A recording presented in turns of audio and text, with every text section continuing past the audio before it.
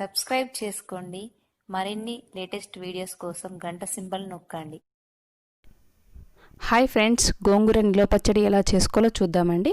ముందుగా నేను ఒక 20 కట్టల గోంగూర తీసుకున్నానండి. చూడండి, వాటిని మంచిగా వాష్ చేసుకొని కొద్దిగా ఆరబెట్టుకోవాలండి. వాటర్ అన్నీ పోయే వరకు మంచిగా ఆరబెట్టుకోవాలండి. కొంచెం డ్రై అయ్యే వరకు ఆరబెట్టుకోవాలి. చూడండి, వాటర్ ఏం ఉండకూడదండి. చూడండి, ఈ విధంగా వాటర్ ఏం లేకుండా మంచిగా ఎండబెట్టుకోవాలండి. చూడండి, 20 కట్టలు తీసుకున్నానండి నేను. చూడండి, వాటర్ ఏమి ఉండొద్దండి. నెక్స్ట్ వచ్చేసి ఎండుమిర్చి అండి. ఒక పావు కేజీకి ఉంటాయేమో అండి, పావు కేజీ పైనే ఉంటాయి. సో ఎండుమిర్చి కూడా తీసుకోవాలండి. కొంచెం స్పైసీగా తినేవాళ్ళు ఇంకొంచెం కూడా యాడ్ చేసుకోవచ్చండి. నెక్స్ట్ వచ్చేసి నేను ఒక 4 టమాటాలు తీసుకున్నానండి. నెక్స్ట్ వచ్చేసి వెల్లుల్లి రెబ్బలండి. కంప్లీట్గా ఒక వెల్లుల్లి గడ్డ మొత్తం తీసుకున్నానండి నేను. నెక్స్ట్ వచ్చేసి 1 స్పూన్ మెంతులు, 1 స్పూన్ జీలకర్ర, 1 స్పూన్ ఆవాలండి. చూడండి, నెక్స్ట్ వచ్చేసి కొద్దిగా ఒక చిటికెడు కంటే ఎక్కువ అండి పసుపు. నెక్స్ట్ వచ్చేసి టేస్ట్కి తగ్గట్టు సాల్ట్ అండి. నెక్స్ట్ ఒక పెద్ద కడాయి తీసుకోవాలండి. ఆకులన్నీ పట్టే ఉండాలి కదండి. ఒక కడాయి తీసుకొని కడాయి వేడెక్కిన తర్వాత ఈ గ్లాస్ తోటి గ్లాస్న్నర ఆయిల్ వేసానండి నేను. గ్లాస్న్నర 1.5 అండి ఆయిల్ వేసానండి. ఆయిల్ వేడెక్కిన తర్వాత మనం ఆకుల్ని ఇందులో వేసి మంచిగా ఫ్రై చేసుకోవాలండి. చూడండి, ఇలా ఆకుల్ని మొత్తం వేసుకుంటూ మంచిగా ఉడికించుకోవాలండి. కాడలు ఇష్టం లేని వాళ్ళు వేసుకోకుండా ఏం కదండి, కాడలు ఉంటే చాలా బాగుంటుంది.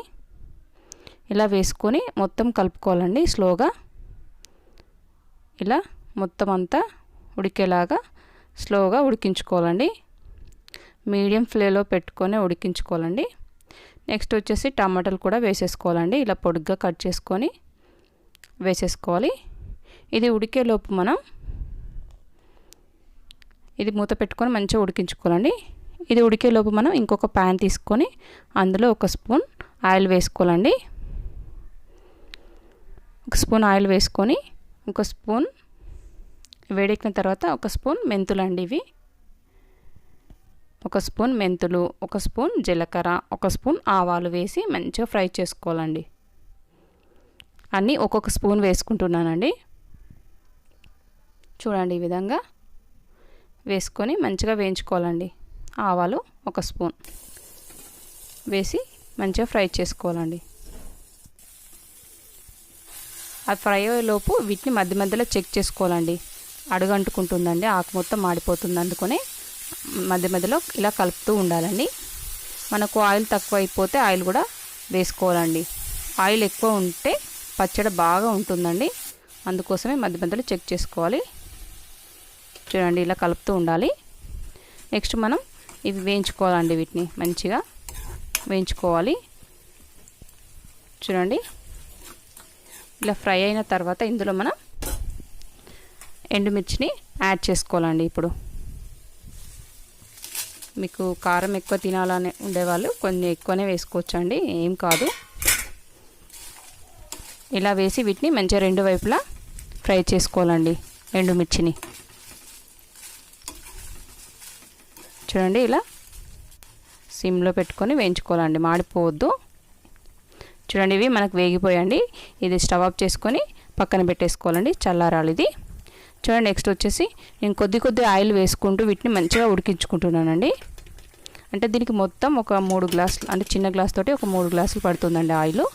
చూడండి, ఇలా రుద్దాలండి. మనకు మంచిగా ఉడకాలి, అది మొత్తం స్మాష్ అయ్యేలాగా కలుపుతూ ఉండాలండి. చూడండి, ఇలా నేను కొద్దిగా ఆయిల్ వేసుకుంటూ ఉడికించుకుంటున్నాను మెత్తగా. మనం దీన్ని మిక్సీ పట్టమండి, ఇలానే పోపు పెట్టుకొని ఇందులో చేసుకుంటామండి మనం. చూడండి, అడుగంటకుండా కొద్దిగా ఆయిల్ వేసుకుంటూ కలుపుతూనే ఉండాలి. నెక్స్ట్ వచ్చేసి ఇందులో కూడా 1 స్పూన్ పసుపు యాడ్ చేస్తున్నానండి, మంచి కలర్ కోసం. పచ్చడి కూడా ఖరాబ్ కాదు, ఏం నిల్వ ఉండాలి కదండి, అందుకోసం. చూడండి, ఇలా మంచిగా కలుపుకోవాలండి.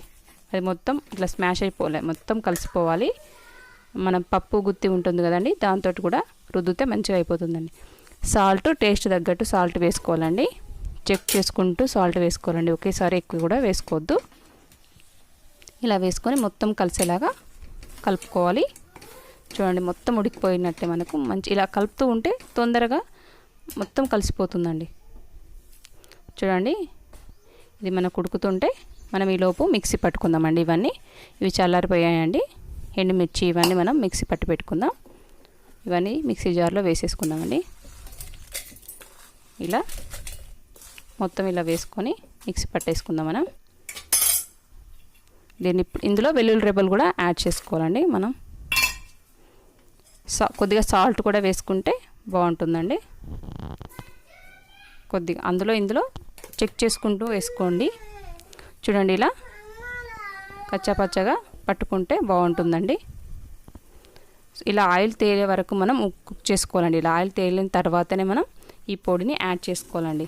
చూడండి ఎంత బాగా మెత్తగా అయిపోయింది కదండి. మనం మిక్సీ పట్టాల్సిన అవసరం ఏం లేదు.